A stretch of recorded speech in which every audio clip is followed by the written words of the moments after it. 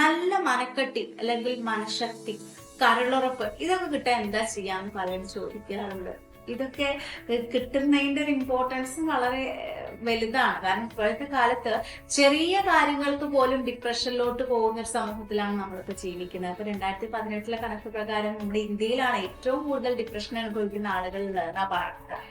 എന്താ, രാഷ്ട്രീയ പ്രവർത്തകരാകാം, പണമുള്ളവരാകാം, അല്ലാന്നുണ്ടെങ്കിൽ സിനിമയിൽ വർക്ക് ചെയ്യുന്നവരാകാം, ആരും ആയിക്കോട്ടെ, എത്രയും നല്ല പദവിയിൽ ഇരിക്കുന്നവർക്ക് വരെ ഡിപ്രഷനിലൂടെ കടന്നു പോയിട്ടുള്ള വ്യക്തികളുണ്ട്. എത്രയോ സിനിമ ആക്ടേഴ്സ് അങ്ങനെ ആയിട്ടുണ്ട്. എത്രയും നല്ല പദവിയിൽ ഇരിക്കുന്നവർക്ക് വരെ ഡിപ്രഷനിലൂടെ കടന്നു പോയിട്ടുള്ള വ്യക്തികളുണ്ട്. എത്രയോ സിനിമ ആക്ടേഴ്സ് അങ്ങനെ ആയിട്ടുണ്ട്. അപ്പോ ഇതിനൊക്കെ ഉള്ള റീസൺ എന്ന് പറയുന്നത് പണമൊന്നുമല്ല. മേ ബി ഒരു ഫിസിക്കൽ ആയിട്ടുള്ള ഇഷ്യൂസ് ആണെന്നുണ്ടെങ്കിൽ, ഹോർമോണൽ ഇംബാലൻസ് ഒക്കെ ആണെന്നുണ്ടെങ്കിൽ നമ്മൾ നല്ലൊരു ഡോക്ടറെ കാണിക്കുക, നല്ലൊരു കൺസൾട്ട് ഒക്കെ ചെയ്തിട്ട് അത് മാറ്റിയെടുക്കാനായിട്ട് നോക്കുക. അതിനേക്കാൾ അപ്പുറം ചിന്തകളാണ് നമ്മൾ അലട്ടുന്നതെങ്കിൽ നമ്മൾ അതിൽ നിന്ന് പുറത്തു വരേണ്ടത് അത്യാവശ്യമായിട്ടുള്ള ഒരു കാര്യമാണ്. കാരണം ഈ ഒരു മനഃശക്തി ഇല്ലായ്മയിൽ നിന്ന് ഡിപ്രഷനിലോട്ട് പോകും, അത് പിന്നെ വലിയ വലിയ ഇഷ്യൂസിലോട്ടൊക്കെ പോകും. നമുക്ക് ഒരു കാലത്തും സഹിക്കാൻ പറ്റാത്ത വലിയ വലിയ പ്രശ്നങ്ങളായിട്ട് അത് മാറും. ഓക്കെ, അപ്പൊ ചിന്തകളാണ് പ്രശ്നമെങ്കിൽ നമ്മൾ ആ ചിന്തയിൽ നിന്ന് പുറത്തു വരേണ്ടത് അത്യാവശ്യമാണ്. എങ്ങനെയാന്നുള്ളത് നോക്കാം. Welcome to Just talk.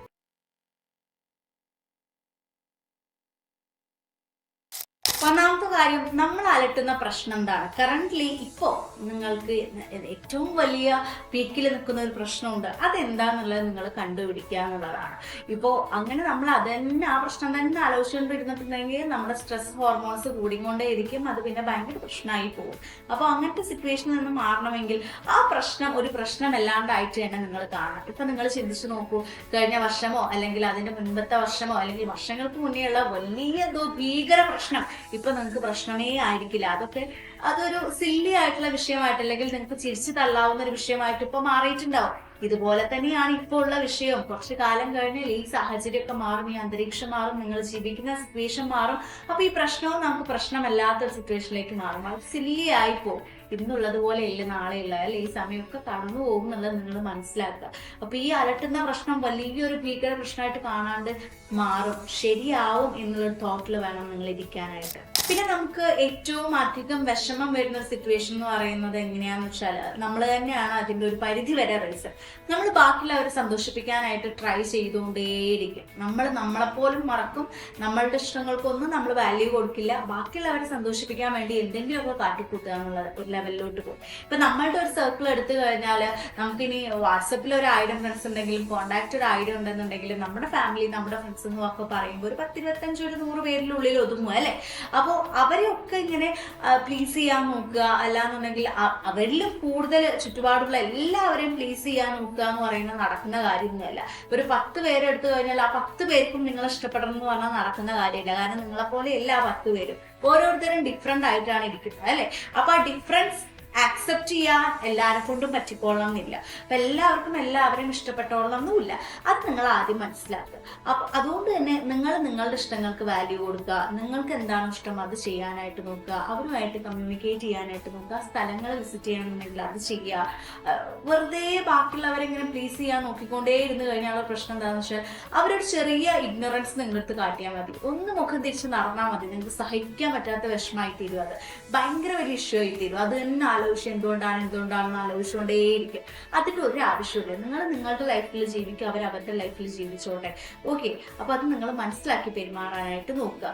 എന്ന് കരുതി തന്നിഷ്ടമാണെന്ന് കരുതിയിട്ട് ബാക്കിയുള്ളവർ ഒരിക്കലും ബുദ്ധിമുട്ടിക്കരുത്.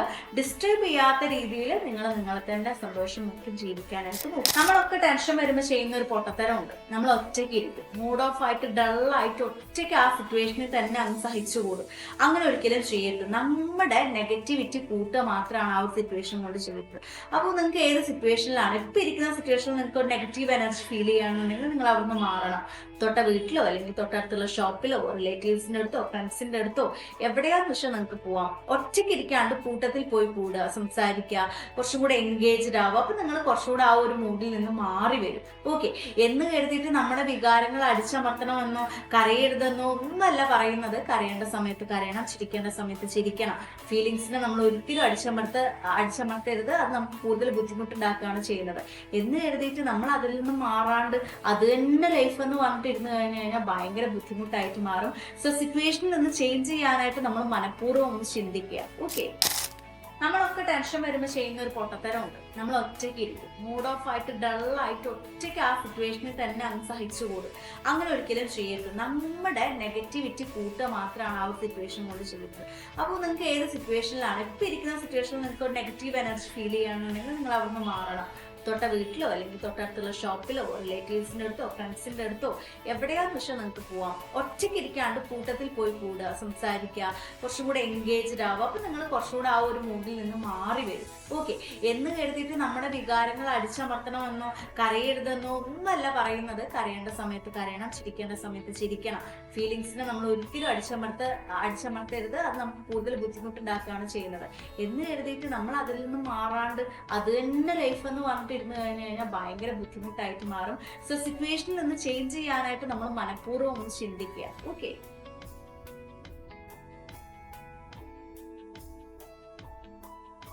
പിന്നെ ഞാൻ എല്ലാ വീഡിയോയിലും പറയുന്നത് പോലെ തന്നെ ഈ വ്യായാമം, യോഗ, മെഡിറ്റേഷൻ ഇതൊക്കെ നമ്മുടെ ഫീലിങ്സിനെ ബാലൻസ് ചെയ്യാൻ ഒരു പരിധി വരെ കൺട്രോൾ ചെയ്യുന്ന കാര്യങ്ങളാണ്. അപ്പൊ നിങ്ങൾ മാക്സിമം വർക്കൗട്ടിലൊക്കെ ഒന്ന് എൻഗേജ്ഡ് ആവാനായിട്ട് നോക്കുക. ഇതൊക്കെ നമ്മുടെ ഹാപ്പി ഹോർമോൺസ് കൂട്ടുന്ന കാര്യങ്ങളാണ്. നമ്മൾ കുറച്ചും കൂടെ റിലാക്സ്ഡ് ആവാൻ സഹായിക്കുന്ന കാര്യങ്ങളാണ് യോഗ, മെഡിറ്റേഷൻ, വർക്കൗട്ടും കാര്യങ്ങളൊക്കെ.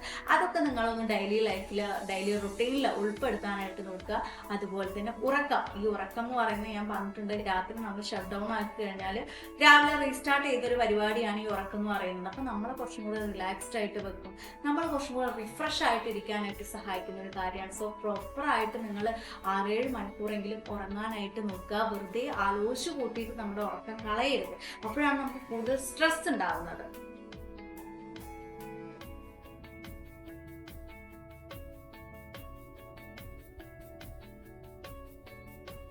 പിന്നെ ഏറ്റവും ഇമ്പോർട്ടൻ്റ് ആയിട്ടുള്ള കാര്യമാണ് സെൽഫ് എസ്റ്റീം എന്ന് പറയുന്നത്, അല്ലേ? നിങ്ങൾ നിങ്ങളെ തന്നെ ഇഷ്ടപ്പെടുക, നിങ്ങൾക്ക് വേണ്ടി സമയം കണ്ടെത്തുക. നിങ്ങളെപ്പോഴും പറയുന്ന പറയാണ്ട് നിങ്ങൾക്ക് ആരെയാണ് ഇഷ്ടം എന്ന് ചോദിച്ചു കഴിഞ്ഞാൽ അവരെയാണ് അവളെയാണ് എന്നൊക്കെ പറയുന്നതിനേക്കാൾ ഉപരി നിങ്ങൾക്ക് നിങ്ങളെ തന്നെയാണ് ഇഷ്ടം. നിങ്ങൾക്ക് വേണ്ടി ടൈം സ്പെൻഡ് ചെയ്യാൻ വേണ്ടിയിട്ടാണ് ഇഷ്ടം, നിങ്ങൾക്ക് വേണ്ടി ക്യാഷ് സ്പെൻഡ് ചെയ്യാൻ വേണ്ടിയിട്ടാണ് ഇഷ്ടം. അങ്ങനെയൊക്കെ ഒന്ന് പറഞ്ഞ് ശീലിച്ച് നോക്കുക. അപ്പം നിങ്ങൾക്ക് നിങ്ങളോട് തന്നെ ഒരു ഇഷ്ടവും ഒരു കെയറും, നിങ്ങൾക്ക് നിങ്ങളെ വെറുക്കാനേ തോന്നില്ല. നേരെ മറിച്ച് എനിക്കതിനെ ഇഷ്ടമല്ല, ഞാനതാണ്, ഞാൻ ഇങ്ങനെയാണെന്ന് പറഞ്ഞിട്ട് ഡീമോട്ടിവേറ്റ് ചെയ്തുകൊണ്ടേ ഇരുന്ന് കഴിഞ്ഞാൽ നമ്മുടെ ലൈഫേ വെറുത്തു പോകും. അപ്പം അങ്ങനെ ഒരിക്കലും ചെയ്യരുത് കേട്ടോ. എന്തൊരു ദുരന്തം വന്നു കഴിഞ്ഞാലും അതിൽ നിന്നൊക്കെ ഒരു പാഠം നിങ്ങൾ പഠിക്കുക, നെക്സ്റ്റ് ഓപ്പർച്യൂണിറ്റി ആണെന്ന് പഠിക്കുക, അതിൽ നിന്നൊക്കെ ഒരു ലെസൺ നിങ്ങൾ പഠിക്കുക. ഇനി അങ്ങനെ ആവാണ്ടിരിക്കാൻ എന്തൊക്കെ ചെയ്യാന്നുള്ളത് നിങ്ങൾ പഠിക്കുക.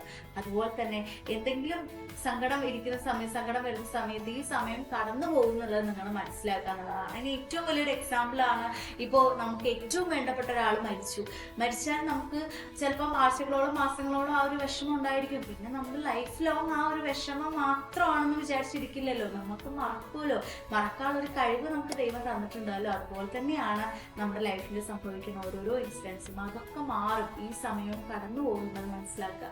പിന്നെ നിങ്ങളുടെ ഒരു മാനസികാവസ്ഥ എന്നുള്ളത് നിങ്ങൾക്ക് മാത്രമാണ് ഏറ്റവും നന്നായിട്ട് അറിയുന്നത്. നിങ്ങളിപ്പോൾ ഒരു ഡിപ്രഷനിലൂടെ കടന്നു പോകുന്നുണ്ടെങ്കിലും അത് ഏത് ലെവൽ വരെയാണ്, അതിൻ്റെ ഒരു തോത് എന്താണെന്നുള്ളത് നിങ്ങൾക്കാണ് ഏറ്റവും നന്നായിട്ട് അറിയുന്നത്.